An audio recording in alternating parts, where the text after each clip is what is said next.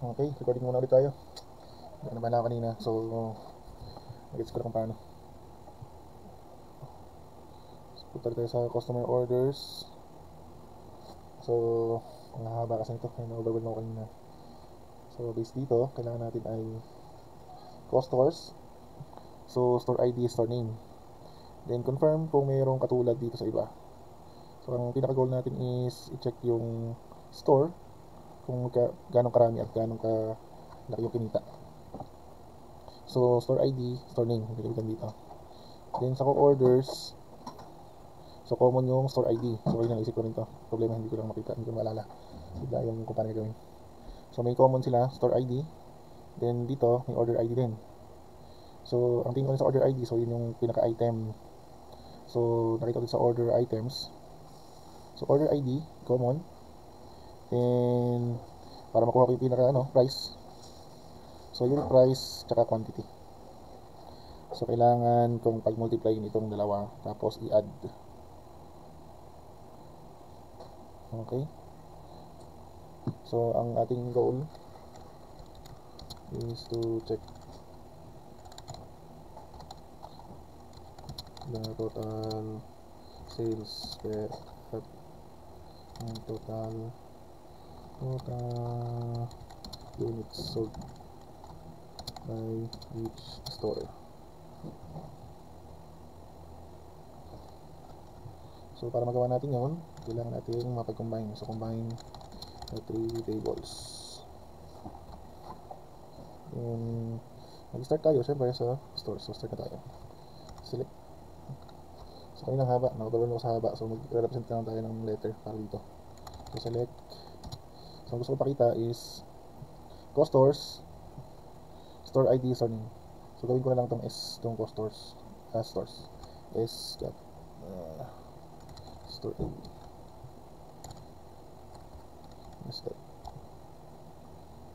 Store name.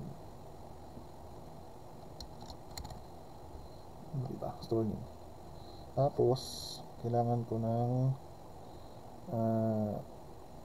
iwan order ID.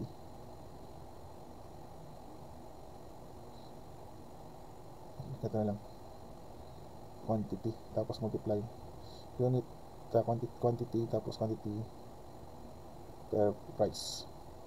So, ano yan? Order items. Order ID. So, kailangan ko ng... So, ito siguro ay per item. So, total ko lang siguro ito. Tama ba? I-check na natin namin. So, pagtang ko ito ng O. So, lalo ko din sa mga punctuation. So, O dot order ID. So, tingin ko ito ay kailangan bilangin. So, try kong isang to. Ay, pati isang pala. Ulit. Ano ba to? Parang hindi ko kailangan to. Parang correct lang siguro to.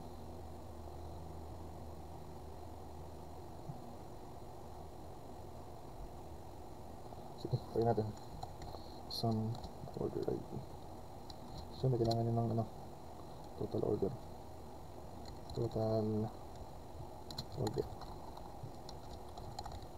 Tapos, so ganun tayo nito. Yung pangatlo is, so magkakunik ng dalawang yan by order ID. Then itong unit price and unit quantity. So syempre, kailangan kong i-plus multiply. Sum of yung order items ay gawin ko ng OI dot unit price. Tapos times quantity. OI dito. Quantity. So, pangalan natin yung total sales. Tapos, so, pinagawa tayo dito. From store. Ay, coded stores. So, gawin natin itong S. Tapos, left. Gawin natin siya sa co.orders. So yun ang O. So yung magkatulad sa kanya on s.store name equals siya sa o.store name. Store ID pala. Mali. Store ID. So yun ang common nilang dalawa. Then magsama pa ako ng isa. Ref join go orders order ID order items na ba? Items sa pangalanan natin OI. OI. So sa kanya ang common niya ay on order ID ang common dito. O.order ID equals OI.order ID. Yan. So kailangan natin itong para makuha yung walang duplicate sa data. So syempre marami itong store ID. Tapos check doon sa select dot as go.stores store ID go.stores stores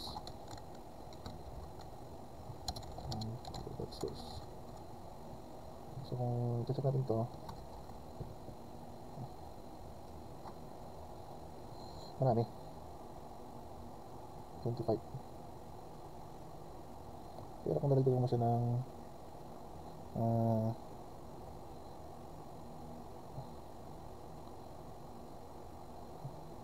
i-compare mo yung common dito sa store ID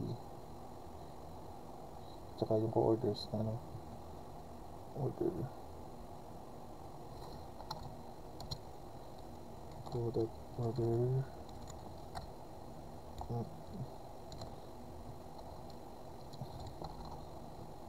order ID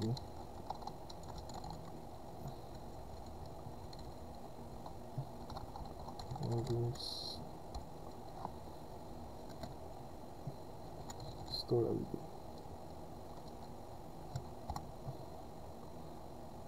Example orders.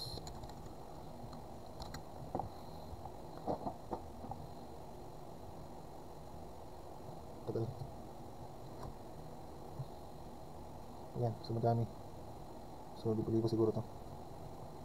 Madami rin order ID at saka common. Ang daming common. So ngayon, para mawala yung common na yun, group natin to.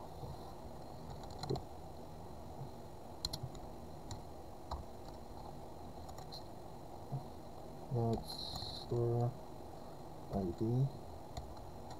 Let's store nila. Kahit silang to. Tapos order ID. So try.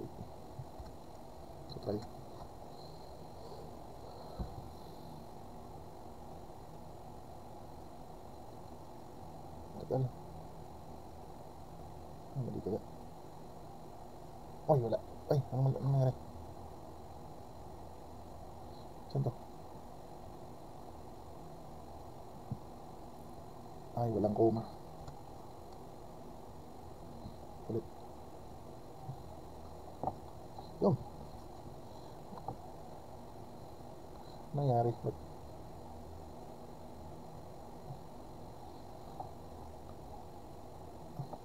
hindi siya nag-group?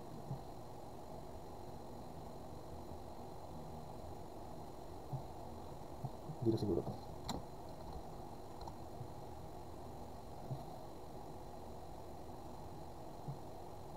Oo, ha?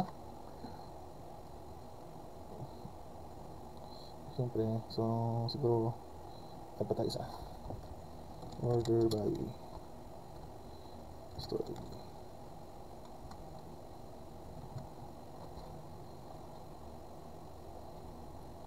Yan, so di sunod-sunod. So pinakamarami ang online. 21,000 orders. Hindi ko sure kung tama ang direct, pero I think ko ito na. So yun, okay na. Ayos na, okay. Ang tilang parang. Okay, that's all. Next ano lang ulit.